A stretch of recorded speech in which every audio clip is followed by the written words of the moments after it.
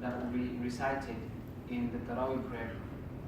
One verse was وَأْمُرْ أَهْلَكَ بِالصَّلَاةِ وَاصْطَبِرْ عَلَيْهَا لَا نَسْأَلُكَ رِزْقًا نَحْنُ نَرْزُقُكَ وَالْعَاقِبَةُ لِلتَّقْوَى. Allah the Almighty in this verse is saying that enjoin upon your family members salah. So order your family members to perform the salah, the 5-time daily prayers.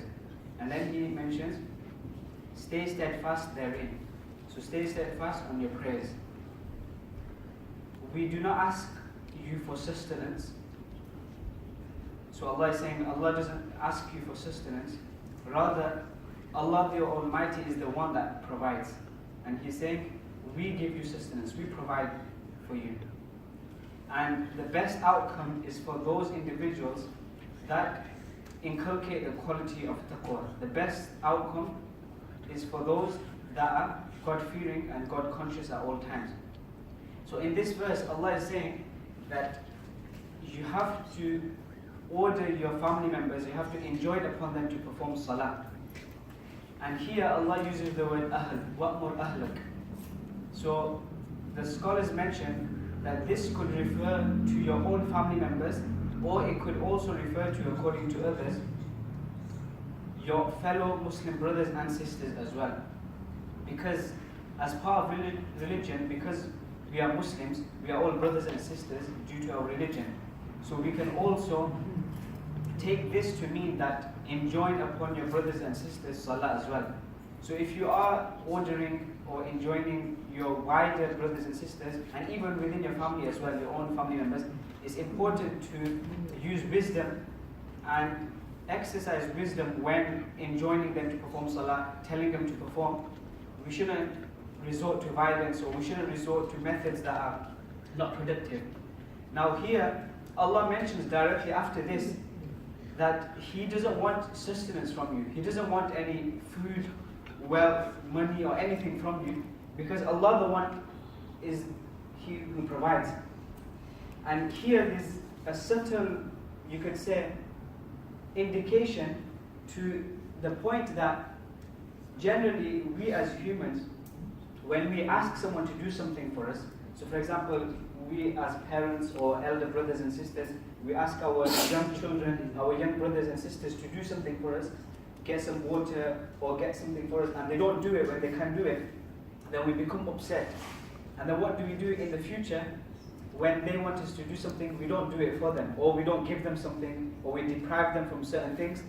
But over here, Allah the Almighty is saying that perform salah, be steadfast with it, tell your family members to perform it as well, but Allah doesn't want anything from you. Now, on a daily basis, many of us sadly will probably miss salah, but despite that, Allah still provides us with food, He still provides us with drink, He still gives us sustenance. We are ignoring His command, but He's still giving us food and drink. So obviously, this should put us to shame, that we're living on the land of Allah, on the earth of Allah. He's giving us food, drink on a daily basis, He's giving us shelter, He's giving us everything, and we're still not listening to Him. So obviously this is a sad state of affairs. Now here Allah is mentioning yet again, like we have been highlighting for the past few weeks, the importance of taqwa, and the best outcome is for those that inculcate the quality of taqwa in them. That's the best outcome, or those that will have the best outcome, the best conclusion in life and in the hereafter as well, are those individuals that inculcate the quality of taqwa. So it's important that we don't undermine the importance of salah. And over here, the scholars also mention, in light of this verse, that after this verse was revealed, بعد نزول هذه الآية كان رسول الله صلى الله عليه وسلم يذهب إلى فاطمة وعلي رضي الله عنهما, that the Prophet صلى الله عليه وسلم, he would go to his daughter Hazrat Fatima رضي الله عنها and to Hazrat Ali رضي الله عنه as well, and he would tell them وكان يقول الصلاة الصلاة. Every morning he would go to them and he would say to them Salah, Salah, meaning have you performed Salah, have you performed Salah, after this verse was revealed. So he was trying to act upon this verse because they were his family members, so he wanted to make sure that his family members are performing Salah, and he would do this for months. And then it comes on the authority of Abdullah ibn Salam, radiallahu anhu, he says that when the Prophet ﷺ's family members would go through any difficult time or they were faced by hardship, then the Prophet ﷺ would order them to resort to salah. He would tell them, perform salah, whether it's nafil prayer, whether it's salatul hajj, salat for need, but nafil prayer generally as well, to connect with Allah the Almighty. Because when we perform salah, we connect directly with Allah the Almighty. Obviously we know Allah is all around us, but in salah, we directly connect with Him. And then when we're in sujood, it comes in relation to sujood. أَقْرَبُ مَا يَكُونُ الْعَبْدُ مِنْ رَبِّهِ, that the closest a servant can get to his Lord is in the state of sujood, وَهُوَ سَاجِدًا. So the closest state a person can get to Allah the Almighty is in the state of sujood. That is why in hadith there is also mentioned that you should also make dua in the state of sujood as well, because in the state of sujood you are in the closest state to Allah the Almighty. So the Prophet ﷺ, when his family members were going through any type of hardship and difficulty, he would say to them, perform salah, connect with Allah the Almighty. Now, today, or in tonight's recital, we also recited Surah Al-Anbiya, the chapter of the prophets, Al-Anbiya. Now, in this chapter, Allah the Almighty mentions about numerous prophets, how they gave da'wah to their people, how they did the tabligh, how they propagated the deen to their people, and how their people never listened, and the struggles that the prophets went through, and the patience that they exercised despite their people disbelieving in them, etc., etc. And then obviously their people that disbelieved, they got punished. So Allah the Almighty, He mentions all this in this chapter, the chapter of the prophets. Now, in this chapter there's many verses, but one verse that I want to bring your attention to is Allah the Almighty mentions وَمَا أَرْسَلْنَاكَ إِلَّا رَحْمَةً لِلْعَالَمِينَ, in relation to the Prophet Muhammad ﷺ, that I have not sent you but as a mercy for the worlds. So Allah the Almighty is saying to the Prophet, I have sent you as a mercy for mankind. So the Prophet Muhammad ﷺ is truly a mercy for the mankind.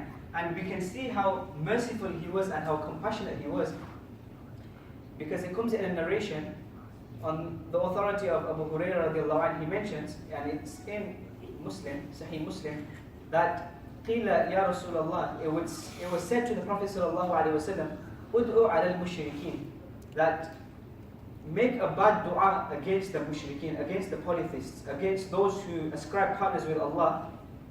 Basically make a bad dua for them. So someone said this to the Prophet ﷺ. So basically curse them.